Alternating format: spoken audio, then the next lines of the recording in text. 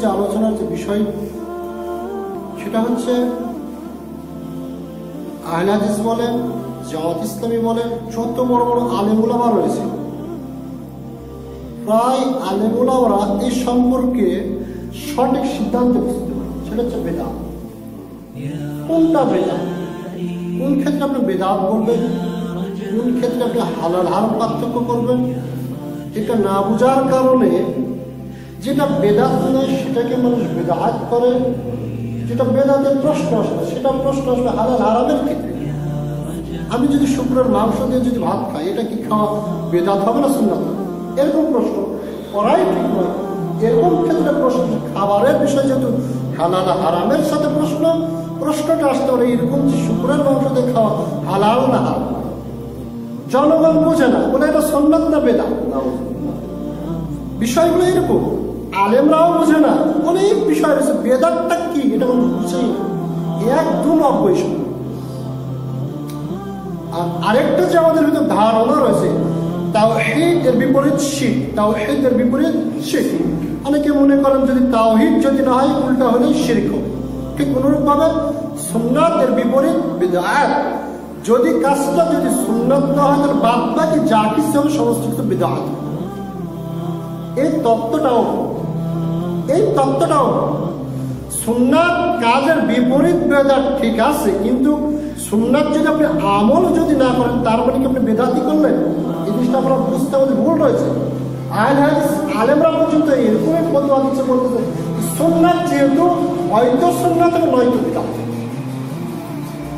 মনে করেন বসে থেকে খাবার খাওয়া কি সুন্নাত? আপনি সুন্দরভাবে বসে থেকে এক পা এক হাঁটু উঠে সুন্দরভাবে বসে থেকে মাথা এইভাবে নিচু করে এইভাবে খাবার খাওয়া কি সুন্নাত? তাহলে সুন্নাতের বিপরীতে যদি বেদাত হয় তাহলে যত রকম খাবারের ব্যবস্থা আমরা করি সমস্ত আমল কি হয়ে যাবে? বেদাত হয়ে যাবে। তাদের বক্তব্য অনুযায়ী তাহলে টেবিলে বসে খাওয়াটা কি হয়ে যাবে? বেদাত হয়ে যাবে। তাহলে এই জিনিসটা আমরা বুঝি না, আমরা মতানক্যের ভিতরে আসলে কি বেদাতটা কি এটা আমরা বুঝি না। আল্লাহ তাআলা বলেছেন আতাকুমুর রাসূল ফাখুযুহু ওয়া মা নাহাকুম আনহু ফান্তাহু। মনোযোগ সহকারে শোনার চেষ্টা করুন। এই আলোচনা আপনি পাবেন না, নেটে গিয়ে সার্চ দিলেও পাবেন না। আসলে বেদাতটা কেউ বুঝি না, আসলেই বুঝি না। যেটাকে সেটাকে আমরা বেদাত। আসলে কি কি সত্য যদি থাকে সেটা বেদাত। আল্লাহ বলেছেন রাসূল যা দেন সেটা তোমরা গ্রহণ করো। তাহলে একটা হচ্ছে শরিয়ত দিন আর আরেকটা হচ্ছে দুনিয়া। বোঝার চেষ্টা করবেন। একটা হচ্ছে দিন, দিনের ক্ষেত্রে রাসূল যেটা দিবেন সেটা আপনাকে গ্রহণ করে নিতে হবে, মেনে নিতে হবে দিন মানার ক্ষেত্রে। তাহলে দিন মানার ক্ষেত্রে আমি যে জুতা পরেছি দিন মনে করে পরেছি, বিষয় বুঝতে হবে এবং কথা হবে। এখানে জুমার আমি খুতবা দিতেছি, খুতবা দেওয়াটা কি ইবাদত, দিন। খুতবা দিতে হবে। জুমার সালাত আদায় করতে এসেছে, জুমার সালাত আদায় করাটা কি দিন, ইবাদত। সুতরাং রাসূল সাল্লাল্লাহু আলাইহি সাল্লাম যেইভাবে যেই নিয়মে জুমার সালাত আদায় করেছেন ঠিক সেইভাবে সেই নিয়মেই জুমার সালাত আদায় করতে হবে। রাসূল আমি মনে করেন আমি চক্রগ্রাম থেকে এখান থেকে 6 কিলো আমি কিনে আসলাম, হুন্ডা নিয়ে আসলাম, তাই না? তো রাসূল মুহাম্মদ সাল্লাল্লাহু আলাইহি ওয়াসাল্লামের পুরো জীবনী, সাহাবীদের জীবনী, তাবেঈনদের জীবনী থেকে একটা হাদিস বের করেন তো যদি তারা হুন্ডা নিয়ে জুমার সালাত আদায় করতে এসেছে। পাবেন। আসলে ইবাদতের জন্যই এসেছি, জুমার সালাত আদায় করার জন্য এসেছি। মাধ্যম হিসেবে, উপলক্ষ হিসেবে যেটাকে ওসিলা হিসেবে যেটা গ্রহণ করেছে সেটা হচ্ছে হুন্ডা। তাহলে হুন্ডায় উঠে আসাটা এটা কি ইবাদত নয়? মূল ইবাদত হচ্ছে সালাত পড়াটা হচ্ছে আমার মূল ইবাদত। কোথায় চলে আসলাম এটা ইবাদত নয়। তাহলে হুন্ডায় চলে আসাটা কি বেদাত করবেন আপনি? এই জিনিসগুলো আমরা বুঝি না, জানারও চেষ্টা করি না। তাহলে হুন্ডায় চলে আসাটা আমার জন্য কি বেদাত নয়? কেননা আমরা এরকম মনে করি না যে আমি যদি ভ্যানে আসি 100 নাকি আর হুন্ডা চলে আসলে 200 নাকি, এই মনে করছে যে আমি যদি হুন্ডায় চড়ি যেহেতু নেকির সাথে সম্পর্ক হচ্ছে দিনের সম্পর্ক, আল্লাহর সাথে সম্পৃক্ত, আল্লাহর সাথে সন্তুষ্টের সাথে সম্পৃক্ত। সুতরাং যে ইবাদত, যে শরীয়ত, যে কাজটা আপনি করতে যাবেন এই কাজটার যদি লক্ষ্য থাকে আল্লাহর সন্তুষ্টি, কার সন্তুষ্টি? আল্লাহর সন্তুষ্টি। আর সেটা হচ্ছে ইসলাম মনে করে যদি আপনি আল্লাহর সন্তুষ্টি কামনা করে যে কোনো কাজ যদি আপনি করেন, সেই কাজের ক্ষেত্রে আল্লাহর অর্ডার হচ্ছে রাসূলের দেওয়া থাকতে হবে। দুরূদ ইব্রাহিম, আল্লাহুম্মা সাল্লি আলা মুহাম্মাদ ওয়া আলা আলি মুহাম্মাদ কামা সাল্লাইতা আলা ইব্রাহিম ওয়া আলা আলি ইব্রাহিম ইন্নাকা হামিদুম মাজিদ। আন্তর্জাতিক খ্যাতি সম্পন্ন মুফাসসির কোরআন, বড় ভাবে আলেম, তিনি বলেন আসসালামু আলাইকুম ওয়া তাআলা ওয়া রাহমাতুল্লাহি ওয়া বারাকাতুহু। মনে করেন, অথচ আমরা সালাম জানি আসসালামু আলাইকুম ওয়া রাহমাতুল্লাহি ওয়া বারাকাতুহু। এটা সালাম দেওয়াটা একটা কি ইবাদত। আর সালাম সম্পর্কে সওয়াবের ফজিলত সম্পর্কে হাদিস আছে না নাই? আছে। একে অপরকে সালাম বিনিময় করাটা এটা কি ইবাদত। তাই আল্লাহ বলছেন আতাকুমুর রাসূল, রাসূল যা দেন, এখন আমাকে দেখতে হবে রাসূল কিভাবে সালাম দিয়েছেন। যদি রাসূল মুহাম্মদ সাল্লাল্লাহু আলাইহি ওয়াসাল্লাম আসসালামু আলাইকুম বলেন, আপনি দেন কেন? এটা ইবাদত মনে করে করতেছে, সওয়াব মনে করে করতেছে। আর এই সালামে কে খুশি হন? আল্লাহ সুবহানাহু ওয়া তাআলা। যার কারণে রাসূল মুহাম্মদ সাল্লাল্লাহু আলাইহি ওয়াসাল্লাম বলেন, কোন ব্যক্তি সালামের পরে যদি মুসাফা করে, মুসাফা করার পরে আর দুইজন আলাদা পূর্বে আল্লাহ রাব্বুল আলামিন তার জিন্দেগীর সমস্ত ছোটগুলো মাফ করেন। তাহলে এখানে গুনাহ মাফের বিষয় রয়েছে, পাশাপাশি আল্লাহর সন্তুষ্টির বিষয় রয়েছে। তাহলে আপনি যে মুসাফা করতে যাবেন, যেহেতু মুসাফা করতেছেন কাকে খুশি করার জন্য, সুতরাং এটা কি হয়ে গেল? ইবাদত। কি হয়ে গেল? ইবাদত। শরিয়াত হয়ে গেল, ইসলাম হয়ে গেল। এখন আপনাকে দেখতে হবে আল্লাহ বলেছেন রাসূল এবং কিভাবে দিয়েছেন মুসাফা করার কথা। বাম হাতে যদি মুসাফা করেন হবে, কি জন্য হবে না? রাসূল মুহাম্মদ সাল্লাল্লাহু আলাইহি ওয়াসাল্লাম এটা দেখেন, রাসূল কোনটা দিয়েছেন? ডান হাতে দিয়েছেন। তো ক্লিয়ার বোঝার চেষ্টা করেন যে আল্লাহ বলেন রাসূল যা দেন সেটা গ্রহণ করে। না কোন ক্ষেত্রে? শরীয়ত মানার ক্ষেত্রে। পাশাপাশি যে আমলে আল্লাহ খুশি হন, যে আমল সম্পর্কে হাদিসগুলো পাওয়া যাচ্ছে, তার পদ্ধতিগুলো পাওয়া যাচ্ছে, এইগুলোর ক্ষেত্রে রাসূল যেটা দিয়েছেন ফাকুযু সেটা তোমরা গ্রহণ করে না। এই যে মসজিদে এসে আমরা সালাত আদায় করতেছি, এই মসজিদ দিয়ে কি আল্লাহ রাসূল কখনো এসে সালাত আদায় করেছেন? কথা বলেন, করেন না। এখানে একটা নতুন মসজিদ তৈরি হলো, সেখানে এসে আল্লাহ রাসূল মসজিদে নববীতে যে জুমার সালাত আদায় করেছেন, সেই জুমার সালাত আমরা আদায় করতেছি শাহবারা মসজিদ। সালাতটা কি? ইবাদত। আর মসজিদের চোখ হলো মাধ্যম। মসজিদটা কি? যে কোনো মসজিদে আমরা সালাত আদায় যদি করেন, রাসূল যেই নিয়মে জুমার সালাত আদায় করেন সেই নিয়মে যদি আদায় করেন, আপনি সবটা কি হয়ে যাবেন? পেয়ে যাবেন। কিন্তু রাসূল কিন্তু এই মসজিদে সালাত আদায় করেননি। যারা বেদাতকে বুঝে না, তাই এই জন্যই বলে যে রাসূল তো মসজিদে এসে সালাত আদায় করেননি। সুতরাং রাসূল যেটা করেননি, রাসূল যেটা বলেননি, সেটা যদি করার নাম যদি বেদাত হয়, তাহলে মসজিদটাও বেদাত। আলেম বলতেছে, মুফতি বলতেছে, তাও ডবল মুফতি। তাদের ফতোয়াই কি জন্য? তারা বেদাতটাকে বুঝে না। বেদাতটাকে বুঝে না। বেদাত শব্দের আবিধানিক হচ্ছে নতুন সৃষ্টি। বেদাত শব্দের আবিধানিক অর্থ কি? নতুন সৃষ্টি। যে কোনো জিনিস নতুন সৃষ্টি, সমস্ত কিছু কি আবিধানিক দৃষ্টিকোণ থেকে নাকি বেদাত নতুন সৃষ্টি। তাহলে আল্লাহ রাসূল মুহাম্মদ সাল্লাল্লাহু আলাইহি ওয়াসাল্লাম যে প্রত্যেক খুতবায় যে বলতেন যে কুল্লু বিদআতিন যালালা ওয়া কুল্লু যালালাতিন ফিন নার, প্রত্যেক নতুন সৃষ্টি হচ্ছে গুমরাহি, আর প্রত্যেক নতুন সৃষ্টি থাকার জায়গা হচ্ছে জাহান্নাম। এই হাদিসে আপনি কি বলেন? আবিধানিক দৃষ্টিকোণ থেকে যদি আপনি যদি ধরেন, তাহলে এই মসজিদে তো জাহান্নামে যাবে। কি জন্য? এটা নতুন সৃষ্টি হচ্ছে। রাসূলের ইন্তিকালের বহু পরে এই মসজিদটা তৈরি হয়েছে। তাহলে বেদাতটাকে আমরা বোঝার চেষ্টা করি। আল্লাহ বললাম, যখন আপনি দিন মানতে যাবেন, শরীয়ত মানতে যাবেন, যে সমস্ত ভাইয়েরা নিজেকে মুসলিম বলে দাবি করবেন, নিজেকে বলবে যে আমি ইসলাম গ্রহণ করেছি, আমার নবী হচ্ছে হযরত মুহাম্মদ সাল্লাল্লাহু আলাইহি ওয়াসাল্লাম, আমার রব হচ্ছে আল্লাহ রাব্বুল আলামিন, এটা যখন এদিকে বলেছে কেন? এটা যখন পুরো মুসলমান যখন বলবে, আল্লাহর কোরআনের অর্ডার হচ্ছে সূরা হাসর 7 নম্বর আয়াত, রাসূলের দেওয়া থাকতে হবে ওই আমল সম্পর্কে। আমার নাহাকুম আনহু ফান্তাহু, এটা দিনের ক্ষেত্রে। দিনের ক্ষেত্রে কার দেওয়া থাকতে হবে? রাসূলের। কি জন্য? দিনটাকে পালন করতে ইবাদত মনে করে আর আল্লাহকে খুশি করার জন্য। সেই ক্ষেত্রে কার দেওয়া থাকতে হবে? রাসূলের দেওয়া থাকতে হবে। ওমা নাহাকুম আনহু ফান্তাহু, রাসূল যেটা নিষেধ করেছেন সেটা হতে তোমরা বিরত থাকো। তাহলে মোবাইল ব্যবহার করেন, আপনি যে মোবাইলটা ব্যবহার করবেন এখন আপনাকে খুঁজতে হবে এটা আমরা মোবাইল ব্যবহার করি শরীয়ত মনে করে সব মনে করে বোঝার চেষ্টা করবে, মনোযোগ সব শোনার চেষ্টা করবে। এই যে মোবাইলটা আমরা ব্যবহার করছি কেউ কি মনে করে যে আমি যদি মোবাইল যদি 1 মাস ব্যবহার করি কবুল হবে সব, এরকম কথা বলছে নাওজুবিল্লাহ বিষয় নেই। এইরকম মনে করে কেউ কি মোবাইল ব্যবহার করে না। তার প্রয়োজনের ক্ষেত্রে সে মোবাইলটা ব্যবহার করতেছে। সুতরাং দুনিয়াবি যে সমস্ত বস্তু আমরা ব্যবহার করছি দুনিয়াবি চলার ক্ষেত্রে ইসলাম মনে না করে ইবাদত মনে না করে আল্লাহকে সন্তুষ্টি টার্গেট লক্ষ্য মনে না করে যা কিছু আমরা করতেছি সমস্ত কিছু করা যাবে, ততটুকুই করা যাবে না যতটুকুর ক্ষেত্রে রাসূলুল্লাহ সাল্লাল্লাহু আলাইহি ওয়াসাল্লাম নিষেধ করেছেন। এখন আমি যদি মোবাইল ব্যবহার করা যাবে না তাহলে আমাকে দলিল দিতে হবে রাসূলুল্লাহ সাল্লাল্লাহু আলাইহি ওয়াসাল্লাম কোথায় নিষেধ করেছেন মোবাইল ব্যবহার করা। কথা ক্লিয়ার বুঝতে পারতেছেন?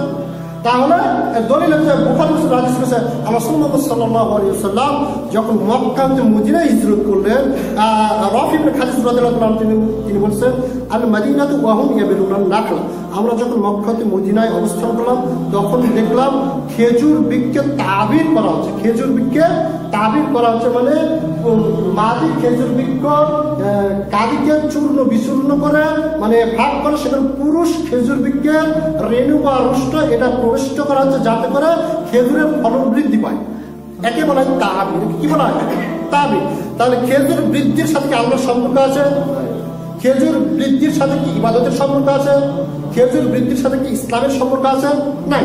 যার কারণে রাসূলুল্লাহ সাল্লাল্লাহু আলাইহি ওয়াসাল্লাম বলেন ক্বালু কুন্না তাসমাউ, তোমরা কি করতেছো? তখন তারা বলল কুন্না নাসমাউ ইয়া রাসূল, আমরা ইতিপূর্বে থেকে আমরা এইরকমই করে আসতেছি। মাদি খেজুর বৃক্ষ আপনার এটা চূর্ণ বিচূর্ণ করে পুরুষ খেজুর বৃক্ষ পুষ্প বা রেণু এটা আমরা প্রবিষ্ট করে এইরকম করে আসতেছি। তো রাসূলুল্লাহ সাল্লাল্লাহু আলাইহি ওয়াসাল্লাম বলেছেন লাউ লাম তাফআলু, যদি তোমরা জানতে এই কাজ যদি না করতে তাহলে মনে হয় ভালো। কি হয়?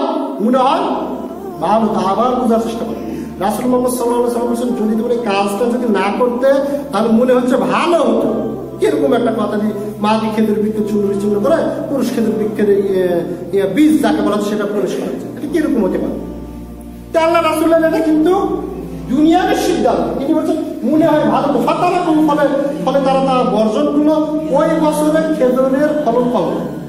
এটা বর্জন করার কারণে ওই বছরের খেজুরের ফলন কমার কারণে রাসূলুল্লাহ সাল্লাল্লাহু আলাইহি ওয়াসাল্লাম এমনি করে সে বলে রাসূলুল্লাহ সাল্লাল্লাহু আলাইহি ওয়াসাল্লাম আপনার কথা যেটা শুনলাম শোনার কারণে এই কাজটা না করার কারণে আমাদের ফলন তো কমে গেল। তখন রাসূলুল্লাহ সাল্লাল্লাহু আলাইহি ওয়াসাল্লাম বললেন ইন্নী বাশারুকুম মিসলুকুম, নিশ্চয় আমি হচ্ছি তোমাদের মতোই একজন মানুষ। সুতরাং সুম্মা আমারতুকুম ফি দীনিকুম, যখন আমি তোমাদের দ্বীনের বিষয় ইবাদত যেটা ইসলাম এই বিষয়ে যখন আদেশ করি ফাখুযু, সেটা তোমরা ধারণ করো, সেটা গ্রহণ করে নাও। ও আমার তো মিন রাই, আর যখন আমি তোমাকে দুনিয়াবি বিষয়ে কোনো বিষয় যদি কথা বলি তাহলে তুমি একটা জেনে নাও ফাইন্নামা আনা বাশারুন মিসলুকুম, আমি তোমাদের মতন একজন মানুষ। হয়তো আমার দুনিয়াবি দিনের ক্ষেত্রে তোমরা আমাকে গ্রহণ করতে হবে, প্রত্যেকটা ক্ষেত্রে আমাকে অক্ষর অক্ষরে পালন করতে হবে। কিন্তু দুনিয়াবি ক্ষেত্রে আমার সাথে হয়তো তুমি ভালোভাবে হাল করতে পারো, আমার সাথে ভালোভাবে কৃষি কাজ করতে পারো, আমার সাথে ভালোভাবে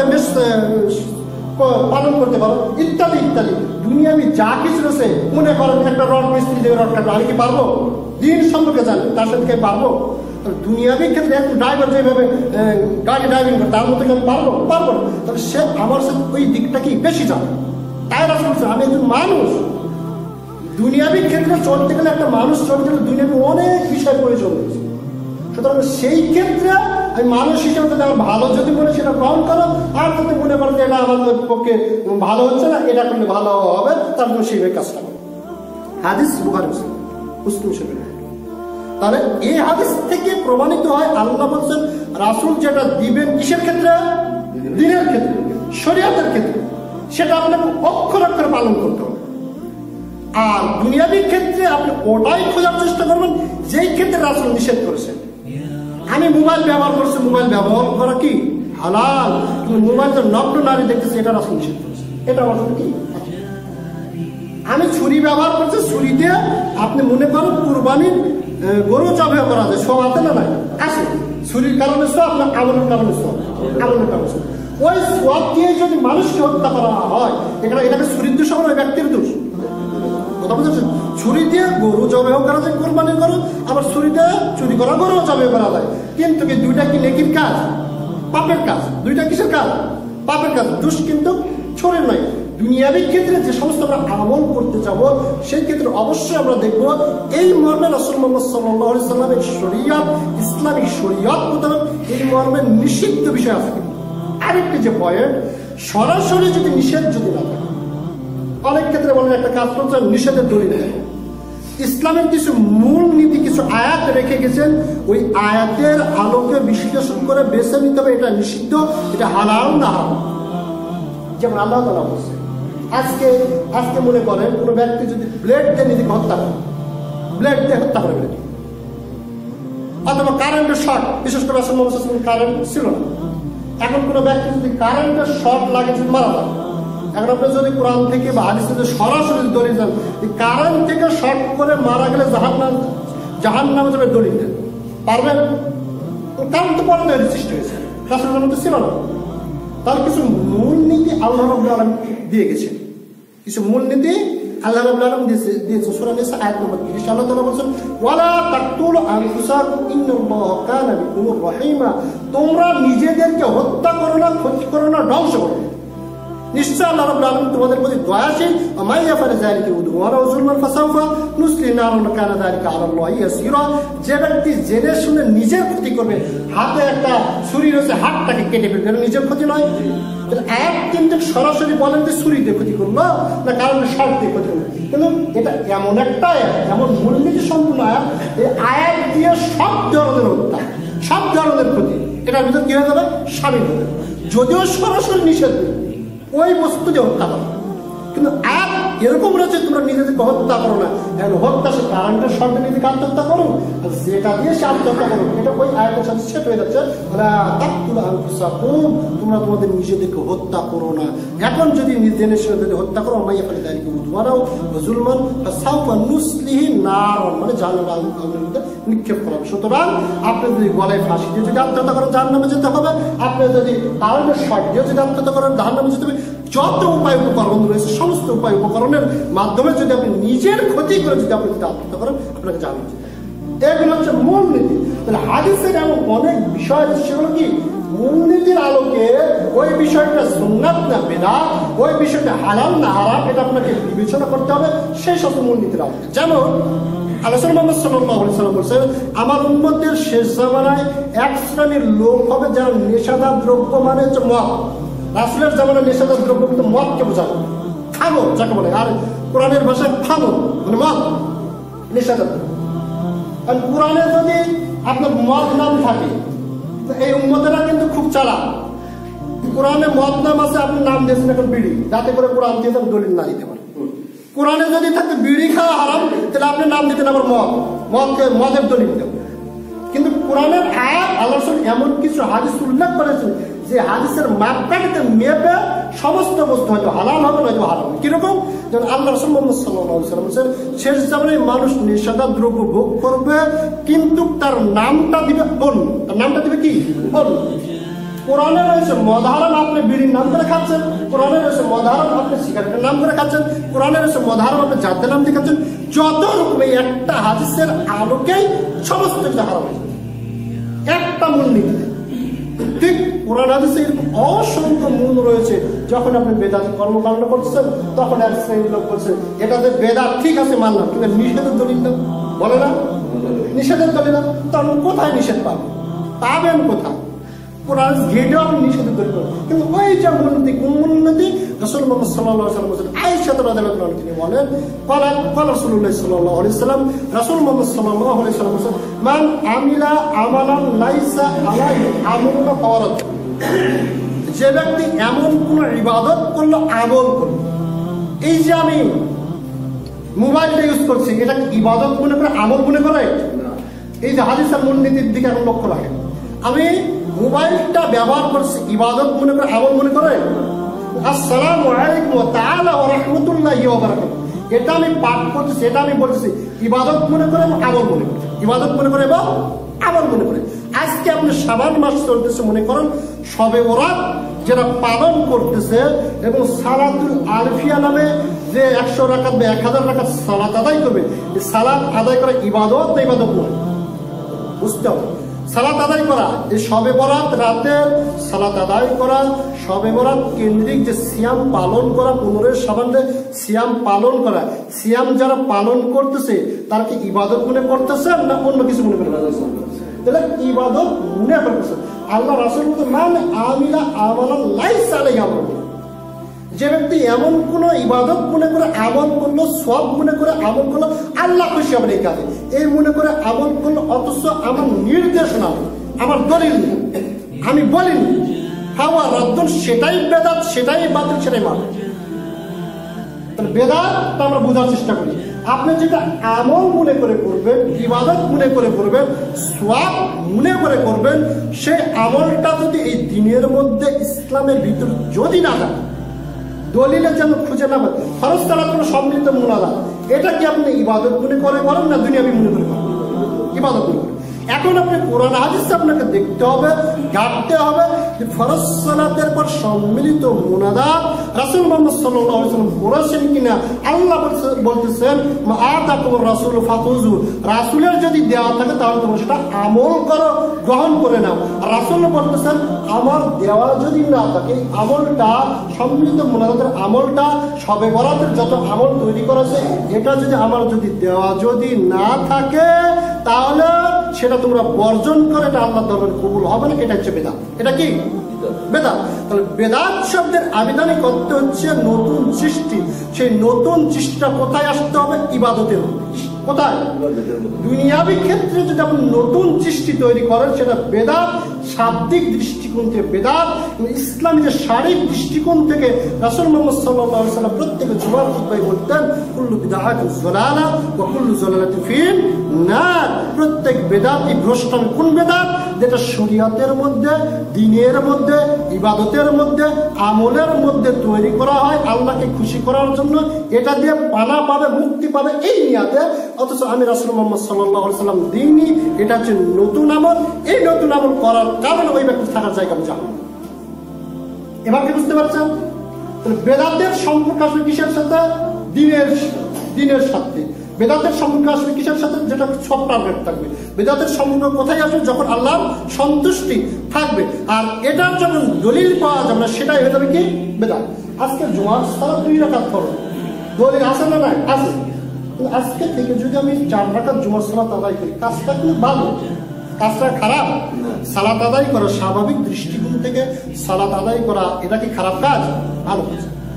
আজকে যদি আমি 4 রাকাত যদি সালাত আদায় যদি করাই, বলেন তো আমার জুমার সালাত কি হবে? প্রত্যেক ব্যক্তি বলে জুমার সালাত হবে। কি জন্য? আমি যদি তাকে যদি প্রশ্ন করি, ভাই মুফতি সাহেব জুমার সালাত 4 রাকাত আদায় করলাম, কি জন্য হবে না? তখন বলবেন এর দলিল নাই। এর দলিল কি নাই? 4 রাকাত সালাত আদায় রাসূল মুহাম্মদ সাল্লাল্লাহু আলাইহি ওয়াসাল্লাম পুরো জীবনে 2 রাকাতই করেছেন, কখনো 4 রাকাত আদায় করেননি। এর দলিল নাই। আর দলিল থাকবে কিভাবে? বলবেন আজ থেকে আমি চালু করবো। রাসূল কেমন জন্ম লাভ করবেন? দিন তো কমপ্লিট হচ্ছে 10ম হিজরিতে, ইয়াউম আকমালতু লাকুম দীনাকুম। 10ম হিজরিতে আল্লাহ রাব্বুল আলামিন তার পুরো ইসলামটাকে কমপ্লিট করে দিয়েছেন, একবার পরিপূর্ণ করে দিয়েছেন। সেই পরিপূর্ণ দিনের মধ্যে ইবাদতের আকারে সওয়াবকে লক্ষ্য করে আজকে আমি বলতেছি 4 রাকাত জুমার সালাত আদায় করাবো। আপনারা রাজি? আপনারা প্রশ্ন, হুজুর 4 রাকাত করার তো দলিল দেন। এইরকম যদি আপনি যদি ওই ক্ষেত্রে বলতে বলেন হুজুর ফরজ সালাতের সম্মিলিত মুনাজাত করলাম, কোন আপনার দলিল দেন? তখন চান না কেন? তো কেন চান না? তখন দেন ওরে বড় হুজুর, ওই যদি বলেন এই বেটা কি পাস তুই, তাহলে তো শেষ হবে। কি পাস তুই? আমার সামনে এত বড় কথা বলি? বর্তমান অবস্থা তাই। মুফতি সাহেব বললে মেনে নিবেন? আল্লাহর ফেরেশতা এসে যদি বলে এই জমি মুজাম্মিল ভাই, এই জমি হচ্ছে মুজাম্মিল ভাই, হ্যাঁ, আল্লাহর ফেরেশতা এসে বলতেছে আপনাকে, আপনি জমি কিনে নিবেন। এসে বলছে এটা মুজাম্মিল ভাইয়ের জমি, তুমি স্বাচ্ছন্দ্যে 2 লাখ টাকা কিনে নিতে পারো, কিন্তু এর কোনো দলিল নাই। আপনি মেনে নিবেন? কিনে নিবেন তো? কাবা ঘরের ইমাম বললে না না না 2 লাখ টাকাতে একটা জমি নিব আর এর কোনো দলিল নাই, কিভাবে নিতে পারবো? অসম্ভব। ওই ফেরেশতা এসে বললো আমি নিব, আর দলিল চাই, আগে দলিল দেখবো তারপর নিব। কি মনে হয় এই যে জমি, এর চাইতে কি জান্নাতের মূল্য কম নাকি? জান্নাতের একটা চাবুক রাখার জায়গা রাসূলুল্লাহ সাল্লাল্লাহু আলাইহি ওয়াসাল্লাম বলেছেন, আসমান জমিনের সমস্ত কিছু বিক্রি করে হলো একটা চাবুক রাখার জায়গা শুরু করলো। সে জান্নাতে আপনি এর জন্য আপনি দলিল যাচাই কেন করেন? ওই আমার দিকে জান্নাত পাওয়া যাবে জান দলিল দিয়ে? সুতরাং অনুরোধ করছি, বেদাতের ক্ষেত্রে কি থাকবে না? দলিল থাকবে না। আপনি জিজ্ঞাসা করবেন, হুজুর সাহেব আল্লাহ রাসূলুল্লাহ সাল্লাল্লাহু আলাইহি ওয়াসাল্লাম সহবাসের দোয়া শিক্ষা দিয়েছেন, কিভাবে কি করতে হবে সেটা শিখেছেন, পিছনের রাস্তায় আল্লাহ রাসূল নিষেধ করেছেন, এত গোপন বিষয় আপনি দিন মানার ক্ষেত্রে কখনো লজ্জাবোধ করবেন না। এত গোপন বিষয়গুলো যদি আল্লাহ রাসূল মুহাম্মদ সাল্লাল্লাহু আলাইহি ওয়াসাল্লাম এত পুঙ্খানুপুঙ্খভাবে যদি বলেন, আর রাসূল মুহাম্মদ সাল্লাল্লাহু আলাইহি ওয়াসাল্লাম সমস্ত সাহাবীদের কিনে জামাতের সাথে সালাত আদায় করলেন, একটাও কি দলিল পাওয়া যায় না? ফরজ সালাতের একটাও পাওয়া যায় না। ওই ওখানে দোয়া করেছেন, ওখানে আর ওখানে যদি দোয়ার দলিল থাকে, এখানে দোয়ার দলিল থাকে। ওখানে আছে মানে নিলাম, ওখানে আছে হাত তুলে দোয়ার দলিল, এখানে নাই কেন? কি জন্য? এটা আমরা ইবাদত মনে করে করতেছি। কি মনে করে করতেছি? ইবাদত মনে করছে। তার মধ্যে সময় সংক্ষেপে বলছি, আবার ইনশাআল্লাহ এই বিষয়ে আলোচনা করবো। তার মধ্যে একটা অন্যতম যে ইবাদত মনে করে আমরা যেটা করি সেটা হচ্ছে শবে বরাত। সেটা কি? শবে বরাত। শবে বরাত শব্দটি ফার্সি শব্দ। কি শব্দ? ফার্সি শব্দ, যার আবিধানিক অর্থ হচ্ছে ভাগ্যের রজনী। কিসের রজনী? ভাগ্যের রজনী। তাদের আকীদা হচ্ছে এই রাতে আল্লাহ রাব্বুল আলামিন পুনরায় ভাগ্য লিপিবদ্ধ করে থাকে, তাদের আকীদা। এখন শবে বরাত যেটা পালন করা হয়, এটা কি দুনিয়াবী উদ্দেশ্যে না দিন মনে করি? দিন মনে করি। যেহেতু এটা শাবান মাসের শবে বরাত রাত্রি পালন করা হয় এবং পরের দিনে সিয়াম পালন করে, অবশ্যই এটা দিন মনে করে করা হয়, সওয়াব মনে করে করা হয়। হয়তো এটা সুন্নাত হবে, নয়তো এটা কি হবে? কথা বলেন, বিদআত হবে। কি জন্য? এটাকে সওয়াব টার্গেট রয়েছে। কি টার্গেট রয়েছে? সওয়াব টার্গেট রয়েছে। কিন্তু এই কাজটা যদি সওয়াব মনে করে যদি না করা হয় অন্যান্য কাজ, সেটা কিন্তু বেদাতের প্রশ্ন আসতো না।